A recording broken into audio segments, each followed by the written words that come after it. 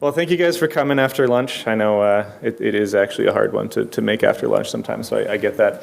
My name's Andrew Meyer. I'm with Idetacom, and today we're going to be talking about PDP-DMA, which is a peer-to-peer framework that's open sourced and upstream in the Linux kernel.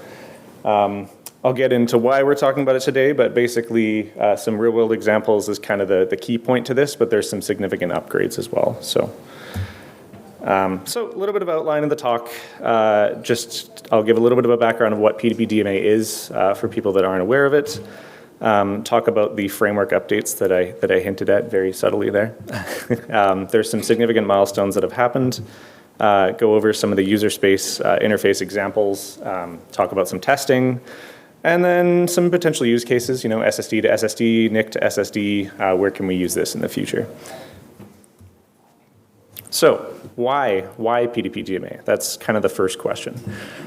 This came out back in 2018, and quite honestly, it hasn't seen a lot of traction until now, but I think it makes a lot of sense. PCIe devices are just getting faster. We got PCIe Gen 5. PCIe is no longer the bottleneck of transfers now. So really, there's a lot of applications that are kind of looking at the fact that, hey, DMA access can be inefficient. You might have a bottleneck on your DMA. You might have 1,000 things running on your server that's using up all of your bandwidth of your DRAM.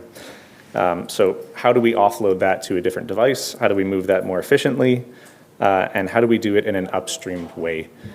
So you can kind of think of this as an equivalent. That's the upstream equivalent to NVIDIA's GPU Direct. It's just a more open source upstream general version of something like that. And of course, this is now supported on most modern CPUs and modern motherboards. So we've kind of seen a shift in the industry over the last 8 years where it wasn't the most efficient path. There was a lot of caching involved on it. Now the vendors have started to kind of clean up that path. So everyone seems to be aligning and getting more on board there. So what is PDP-DMA?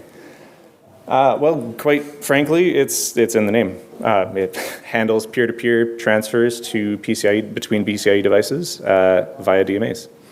And it's an open source framework that lets you do that. So the traditional path, I should have brought an actual laser pointer. I'm going to try it with the trackpad. We'll see how it goes. The traditional path to have a DMA go between two PCIe devices is actually to go via the host DRAM. So it's going to do a bounce buffer on that RAM. You're going to have a transfer that's a write or a read from the SSD going into the RAM, and then a second one going into another device. That's fine. It's normal. It works. It's secure. But the more efficient way might be to just take that RAM out of there altogether. Why can't we just talk directly to devices?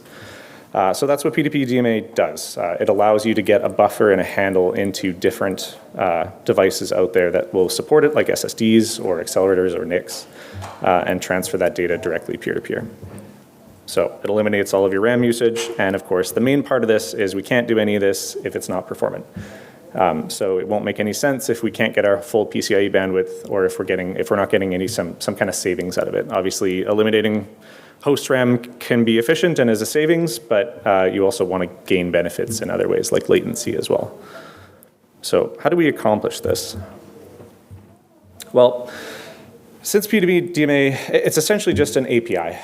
It's a very simple API for registering and managing resources.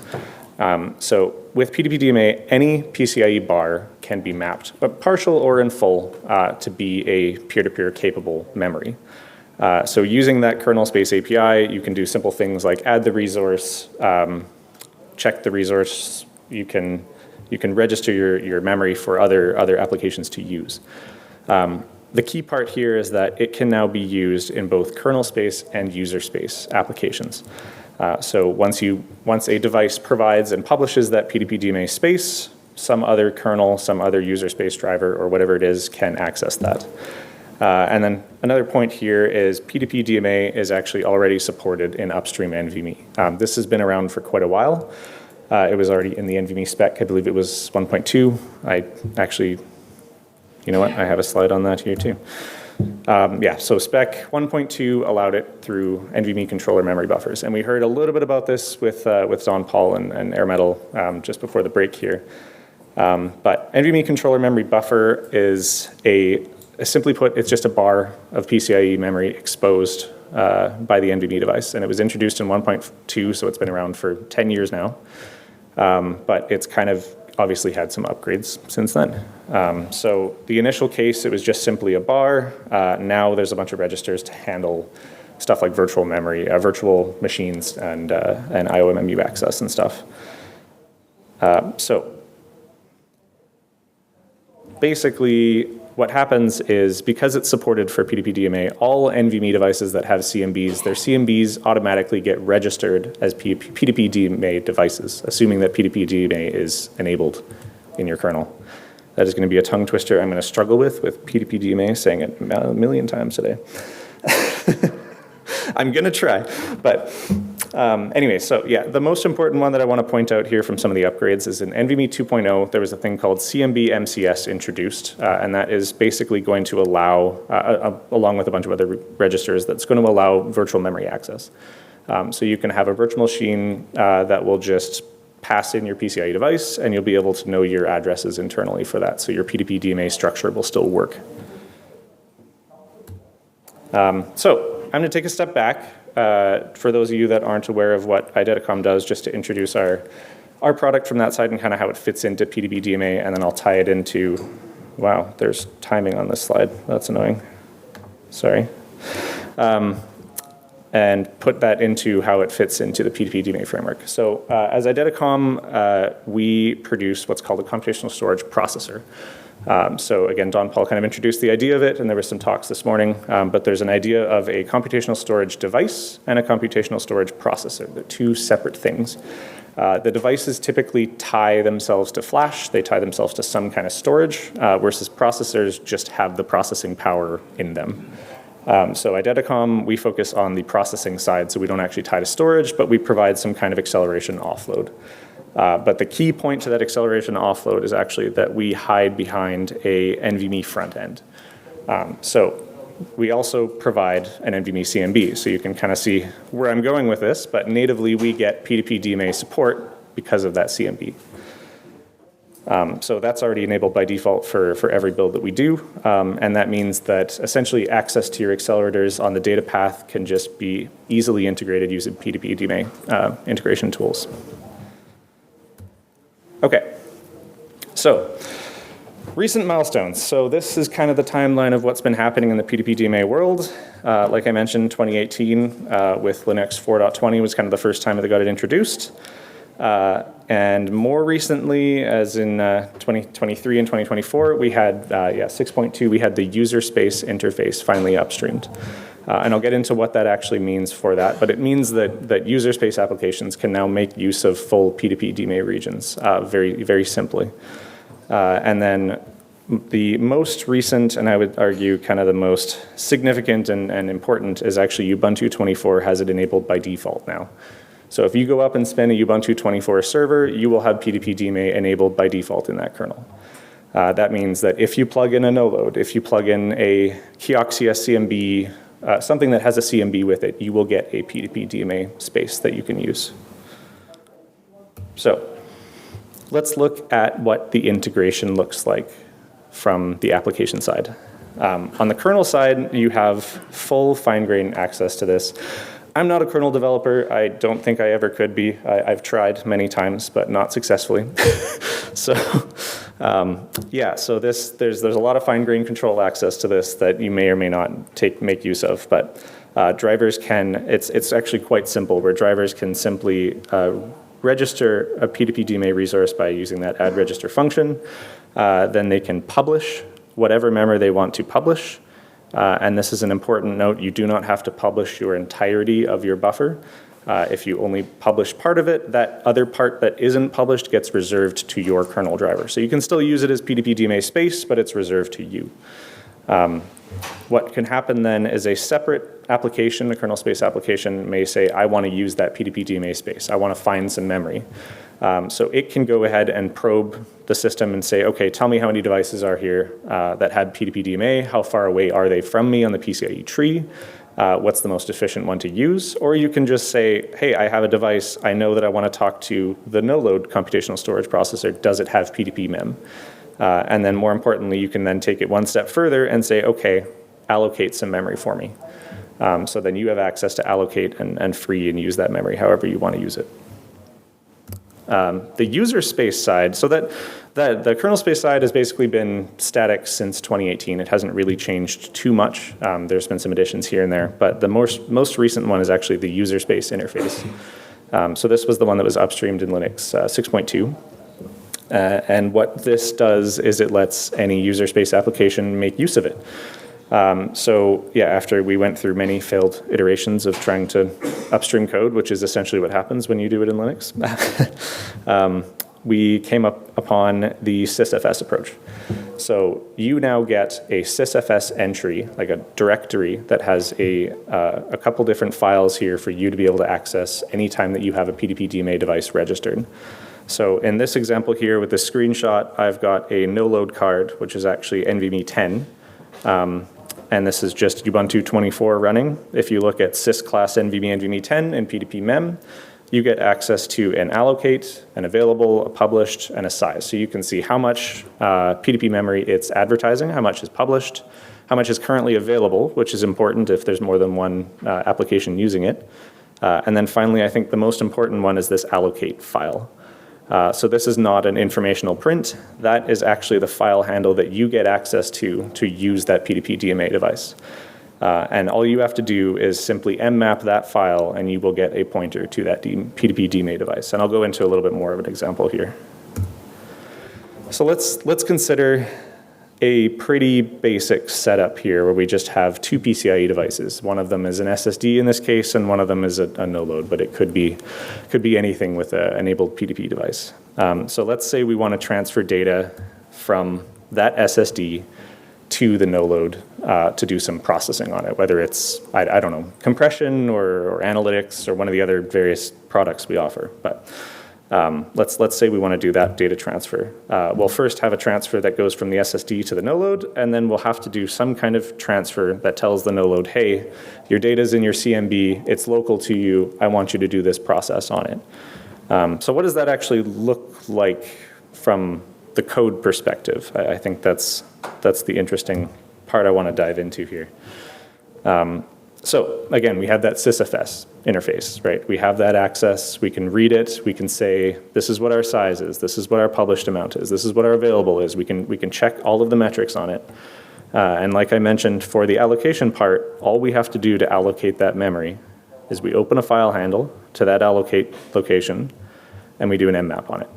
So this data pointer right here, that houses a pointer to that PDP-DMA space.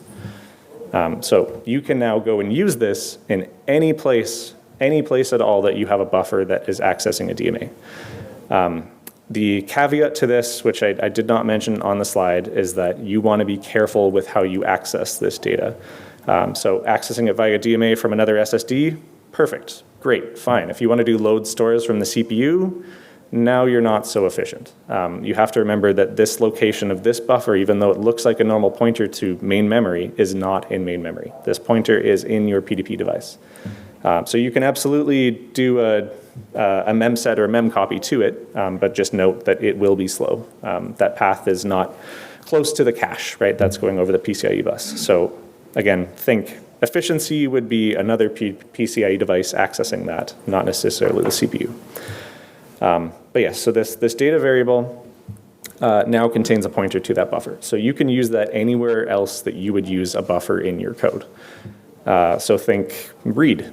You can do a read with an SSD, with a file descriptor that's on that SSD, and you can just point in that data buffer as the buffer, and it will use that buffer instead. You can do an NVMe octal, a direct ioctal call, whatever it is that you want to run, that will run just on that buffer device now. So what does this actually look like then if we want to do this transfer?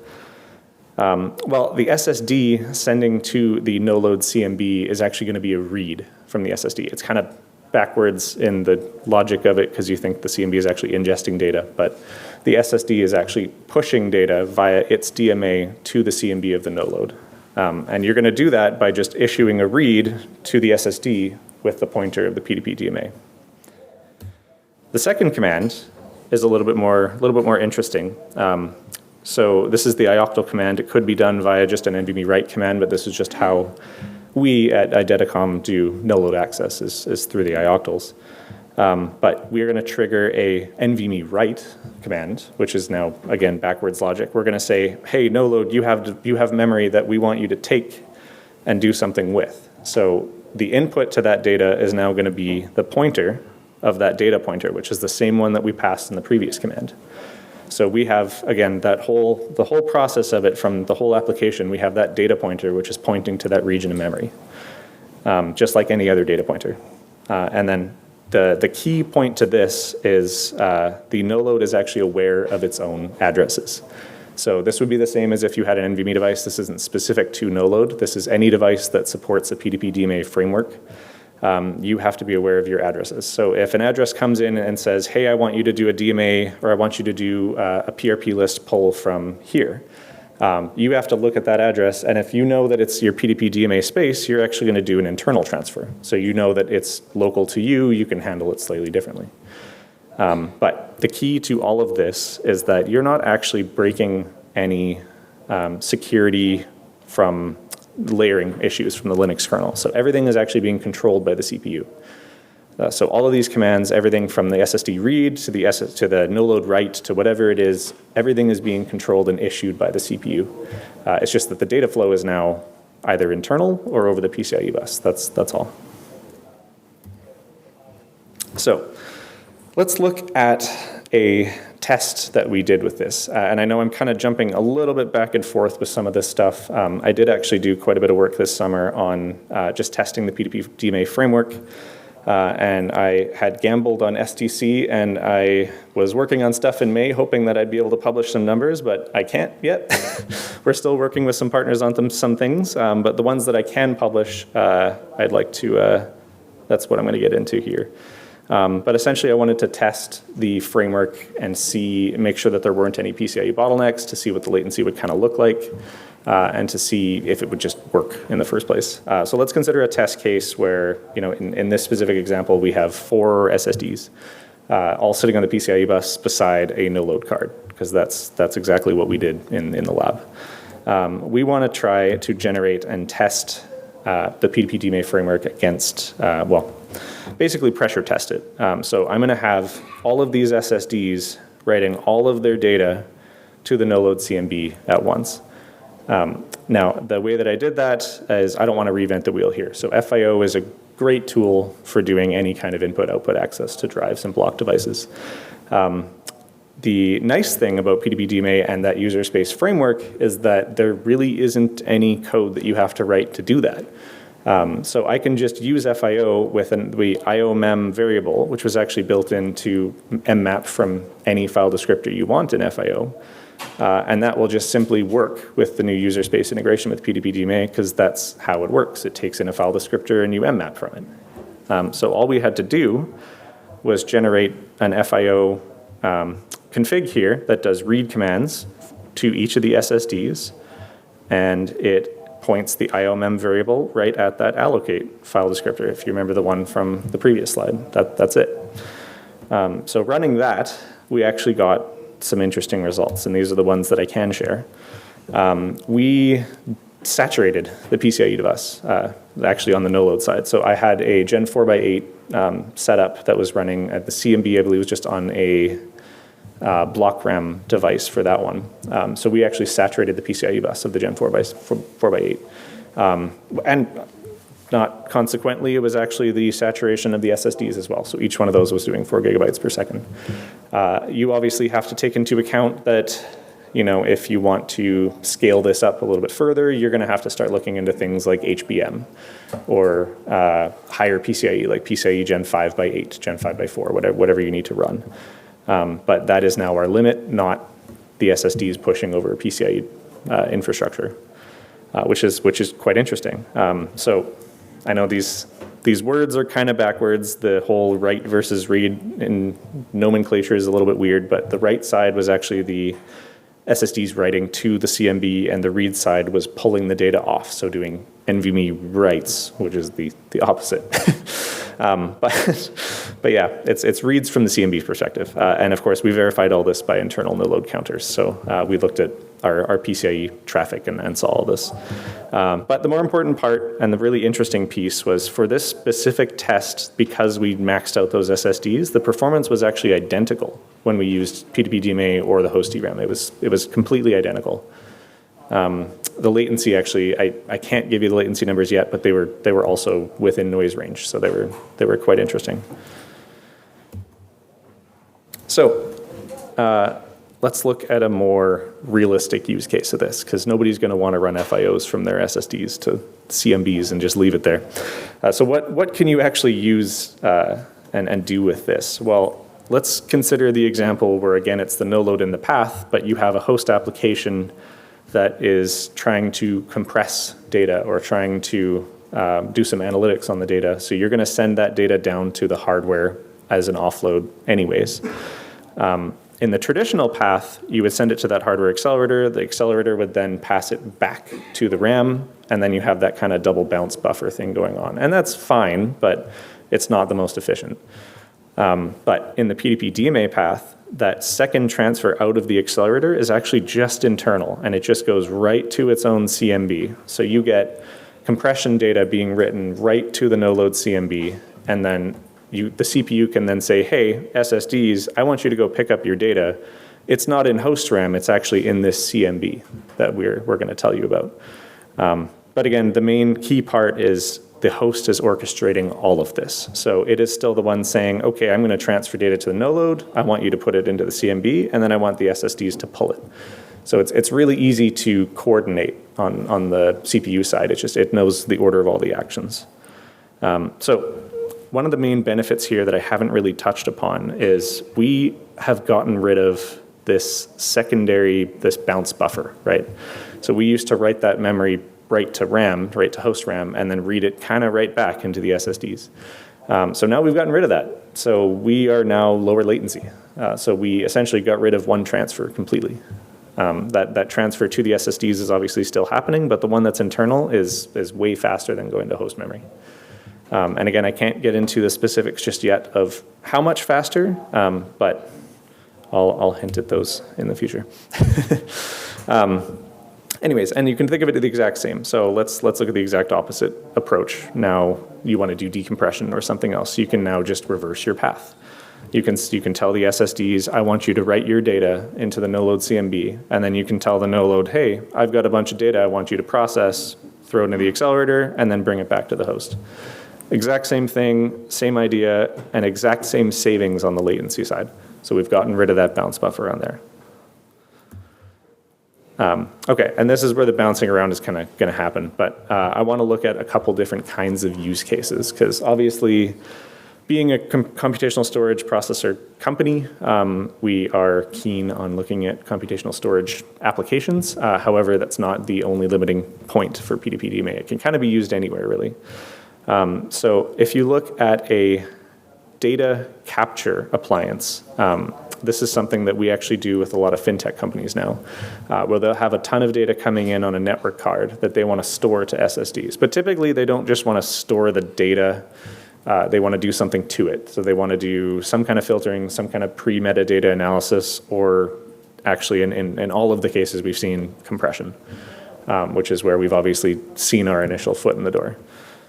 So if you look at the traditional sense, what's happening is data comes in on the NIC, goes to the host memory, where it's released to the application. The application then does something to it, like I said, compression generally. That's what they do. They do some kind of LZ4 or the like, or analytics. And then it would then write the data to the SSDs. That's the classic case. But if we add the hardware offload into the case with peer-to-peer DMA, this is where it gets really interesting again. Because now we consider the fact that we can actually just hop from the NICs to the no-load to the SSDs without using the host memory at all. And of course, in the end, getting some kind of latency benefit from it. Now, I know this is kind of strange because we're adding in a second device or a third device in here to the ones that already has two, but I promise in the end it'll make more sense. So let's consider the setup where we have a no-load, an SSD, and network cards. We can then DMA, in the capture case, we're going to DMA the data directly from the NIC to the NoLoad CMB. So that exact same DMA is still happening. The CPU is still saying it's just that data pointer thing that I talked about before. So the data lives in the CMB. The host now tells us, okay, do your offload to it. So do whatever they want to do to it, which is, again, first time was compression. Generally can be anything. And then that data gets stored to the SSD. The main benefit here is actually on the compression side. They were taking a lot longer doing the compression, using a lot more resources on the CPU. So we have given them a latency benefit from the overall transaction side of capturing that data. Of course, it also reduced the CPU load from doing that calculation. But the main part with the PDP-DMA side is that we got rid of the DRAM usage. So it's able to just go directly from there. So where do we go from here? Those are, again, my biased points of what PDP-DMA could be used for. But really, if you take any two PCIe devices that live on a bus that you have to transfer between, these could be used. So the applications are kind of endless. And I know there's a huge focus in our industry on AI, if anyone's noticed. But if you think of something like AI where it has an inference or a training engine, basically you're transferring a lot of data from a NIC to a GPU, or from a storage to a GPU, or from a GPU outwards to the NIC. All of that traffic can be done with peer-to-peer DMA. And to enable it, it's remarkably quite simple. You just have to be able to have devices that support it. So if you have NVMe CMBs, or if you have a GPU with a large bar that you can use as a sink. So there's quite a few applications on the AI side, on the training side as well as the inference part. But there's obviously anywhere you have any kind of hardware offload of any PCIe device, this just makes sense. So you put in some kind of data analytics, some kind of analysis, some metadata gathering, capture, whatever it is, query analytics that you're doing. You can have those transfers happen peer-to-peer. Any kind of data capture, obviously, that I showed before. The case that I was mentioning about AI, where it goes from NIC to GPU, kind of sounds a lot like, or NIC to storage, I guess, kind of sounds a lot like GPU direct to storage. It kind of is. It's just the upstream open source version of it. So anytime that you have a transfer that's going from a PCIe device to another PCIe device, it just kind of makes sense. And that's kind of mostly all I got for you guys today. But the key point that I really want you to take away from this is those milestones that I kind of talked about. So, I mean, PDP-DMA has been around, like I said, for 8 years or whatever it is now. But we're really just seeing a lot of traction lately with that user space interface being upstreamed in 6.2. And again, if you use Ubuntu 24, you're using PDP-DMA. It's in there. So, plug in a device and it'll just work. That's kind of the key point. We, as a company that's related to computational storage, have been seeing a lot of interest lately of people wanting peer-to-peer DMA. My job now is to figure out why. But that's kind of the interesting point, right? There's no limit to this. You can kind of think of anywhere where you want heavy DRAM usage, you need to offload this somehow. So yeah, again, we looked at some testing, we looked at the full bandwidth. The other point I was going to make, so integrating into FIO was trivial, just using that IOMM variable in the user space interface, which you could do in Ubuntu 24. The other test that I talked about with the NIC did involve some changes that we're currently upstreaming now, so they're not available. That's actually in the RDMA driver itself. But that'll support things like perf tests. So perf tests already allows you to do M mapping of PDP. That's been upstreamed for quite a while. But the lower level drivers of the RDMA and the NICs have to support it.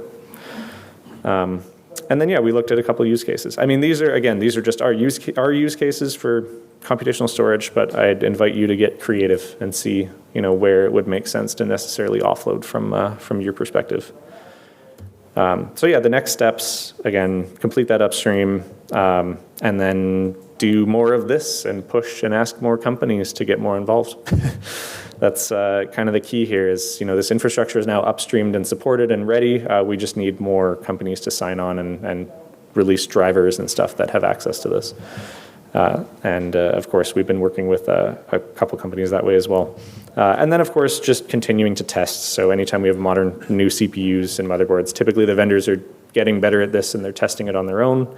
But we want to make sure that everything supports it going forward. And I kind of hinted at it, so I did do a little bit of work this summer on it. I did release a blog post that shows pretty much the results that I talked about today. But I would keep your eyes peeled in the future. I'm hoping when this partnership that we're dealing with now ends, I'm hoping we can publish a little bit more. So that would be stuff related to NIC transfers. So either NIC directly to storage, NIC through hardware acceleration. Those are kind of the numbers we're looking at now, and I'm hoping to compare latency and bandwidth numbers on the CMB that way. So yeah, keep your eyes peeled. That's it.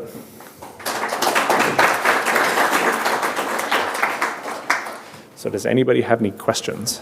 So yeah. IO slide 16, when you do the IO call, why you minus number of blocks by one? Yeah, so the question was in slide 16 here, why do we subtract 1 off the number of blocks here? That's actually just how NVMe works. So NVMe is a zeros-based protocol. So when you say transfer 0 blocks, it's actually 1. That's just how the driver works. They do that with, I think, starting LBA as well. It's all zeros-based. Any other questions?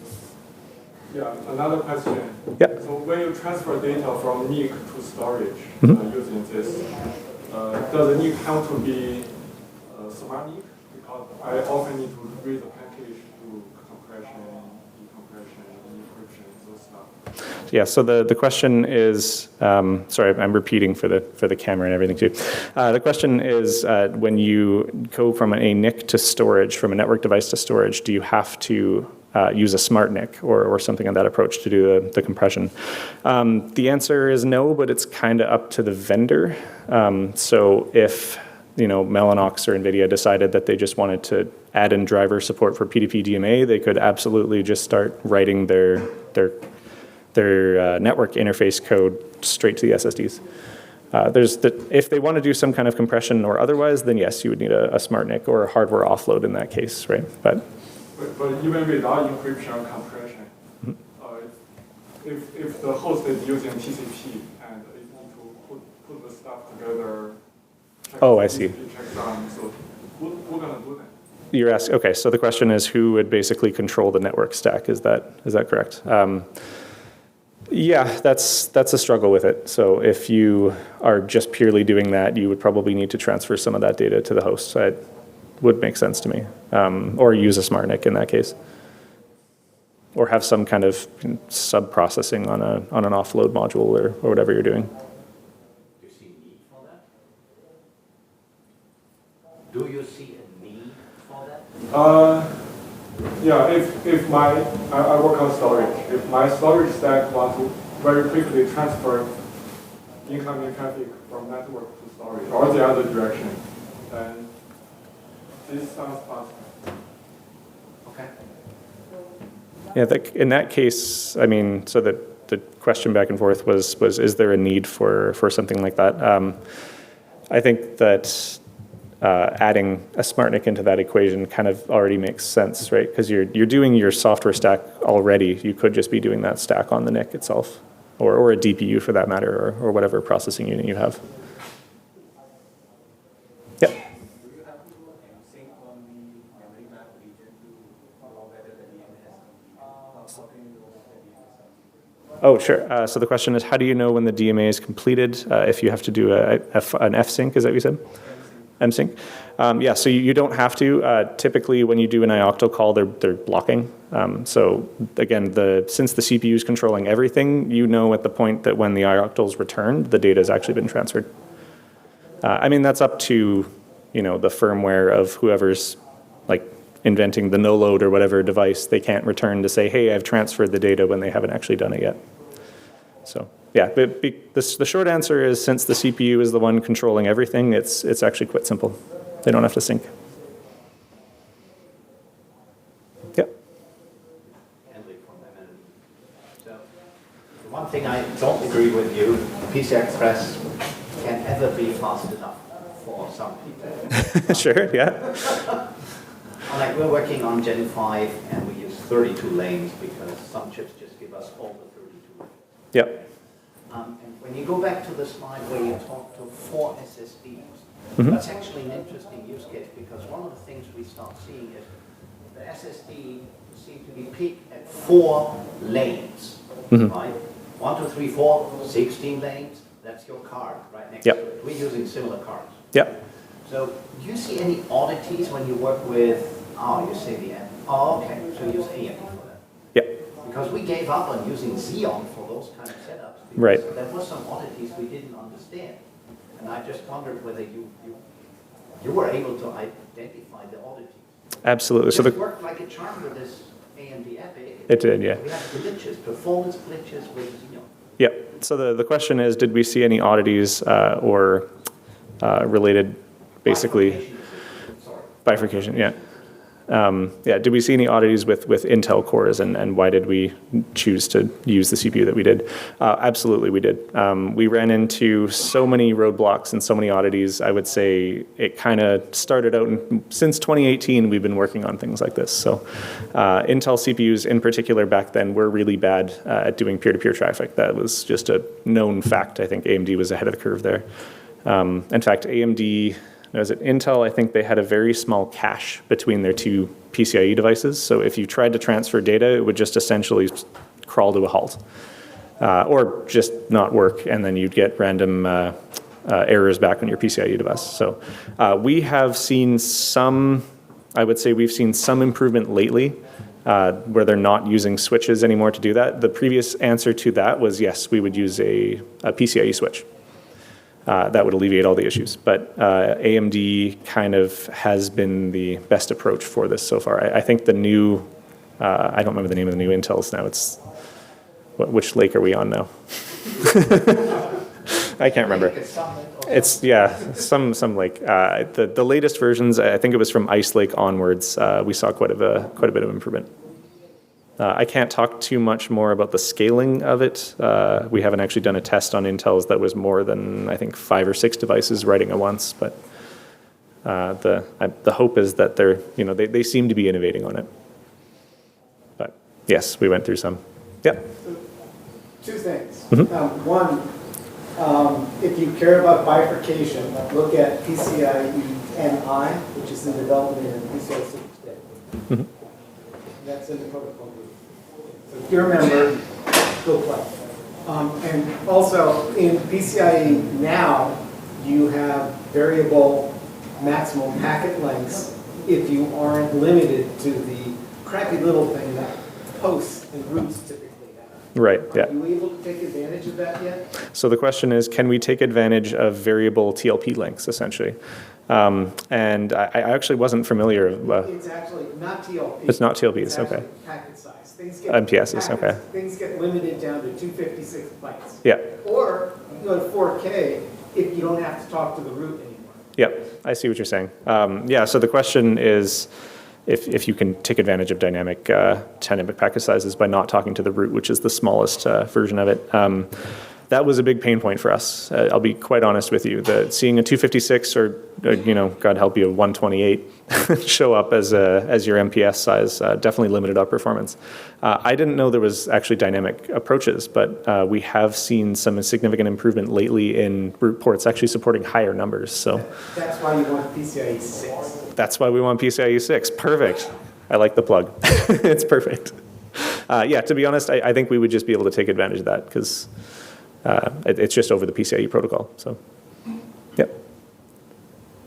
And another comment goes with applications. There's a huge thing going on which some people start calling confidential computing and confidential AI. Obviously, any data, even if it's encrypted with today's standards, ending up in a CPU in main memory, much easier to look at and let's call it hack as a figure of speech than if you transport it between 2 SSDs. Absolutely. Yeah. Different physical access, you need to watch and listen to the PCI Express class. And I would imagine that this is one of your interesting applications. That's a very good point. I didn't actually consider that one. So the point made was that there's a security impact of being able to avoid the CPU path altogether. You can't necessarily hack it or listen on it as easily. You have to listen on the PCIe bus.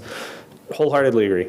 There's a whole point of confidential compute and ephemeral keys being more of a thing now too. So that is absolutely a really good use case for it. Yeah. Any other comments? Yeah. Yeah, so this seemed really easy to do between devices. So is there a question of trust and who's allowed to DMA between devices? Yeah, so there's, the question is there a question of trust or who's allowed to, what's the permissions look like from DMAing between devices? It's kind of at the kernel level is the answer. So you as the driver, as the provider of the PDP DMA space, again, you can reserve it for yourself. You can't go in and say that no one else, only application X is allowed to use this at the moment. So if you publish memory, anything can really access that memory. Once, of course, you have that memory allocated to you, nothing else is going to get access to it, just like in main memory. But if you have two competing applications, for instance, that are trying to allocate the entire amount, one of them is going to get starved. So yeah, the short answer is you can't really prevent it, but you can reserve it to your own applications if you need to. Yeah. Wondering he's not bringing this up. Oh, for the PCIe SIG. Device or component authentication. So you can prevent some other component from talking to your PCI Express bus. It's not necessarily under the control of the CPU. Oh, okay, interesting. So there'd be something on the PCIe bus that'd be sniffing the traffic saying you can't do this packet. Okay. It's using DMTF, SPDM to do that work. Yeah. You typically do need some kind of bus management controller to deal with. Right. Yeah. I'm looking at it, but my answer is purely from the Linux point of view, right? So there's nothing in the Linux standard that would necessarily prohibit you from doing that, but there's absolutely stuff that on the hardware side that you could do. That would make sense. Yeah. Any other questions? Oh, yeah. Did you have Go to ahead. turn off the access control settings on PCIe? Yeah, so the question is, do you have to turn off the access control or the IOMMU for that matter? I can answer both. The answer is no, not anymore. It used to be. We used to have to turn off the access control registers and security for it. Now it's just kind of more supported on native architectures. For the IOMMU answer to that, that was the point where I made where it was NVMe 2.0 where they introduced those registers. If you're familiar with the way address translation works, essentially you get an address translation table when you create a virtual machine. Your addresses will change. So that NVMe register was invented to circumvent that. So when you start a new machine, it'll say, hey, this is what your address is, so the device knows whether or not a transfer is going to be internal. So ACS and IOMU can, well, ACS, they can both stay on. Yeah. Sort of related to what you just said about the virtual access, CMD, ESC. So does that mean you need ATS on your SSDs or your NoLoad? Sorry, ATS or ACS? ATS, address translation. Oh, address translation. Sorry, the question is, do you need ATS on your NVMe devices? Yes, so your device needs to be aware of what its address is. That's kind of it's not really a translation table, I would say. So in the NoLoad case, the way I would describe it is we expose a bar 2 or bar 4 that has a specific address assigned to it. When we get assigned that address, we also get that NVMe, what's the name of the register, the MBS command. When that comes to us, we as the firmware take that and we say, okay, we know that anything related to this address is internal to us. So that's our address translation table, is that one lookup. So yes, every command that we do when we send out data or pull in data, we have to look at that to compare it. So yeah, your devices do need to support that. When devices are across CPU complex, I'm guessing if you have to go through the root complex, that's not ideal. So is there certain layouts you would recommend? Yep, so the question is, are there certain layouts you'd recommend, and would you want to In general, you want to avoid crossing over a CPU socket or going node to node, for instance. Absolutely, NUMA node awareness is still kind of a thing. That is why in the user space side, we don't have this on the user space side, sorry, the kernel space side, when you do a find, you can actually look at the distance. So that'll give you a parameter, I believe just in an integer parameter to say how many hops away you are. So ideally you would be under the same root complex or PCIe switch or under the same architecture from at least one jump. Further than that, you're just gonna get increased latency and you're up to whatever your architecture can do. But we would work with someone like AMD for that to figure out what those numbers would be, so. Any other questions? This is good. I think this is the most number of questions I've had in a presentation, so I appreciate it. You guys are great. And yeah, if you guys want to chat about it, feel free to look us up or talk to me this week, and we'll go from there. All right, thanks.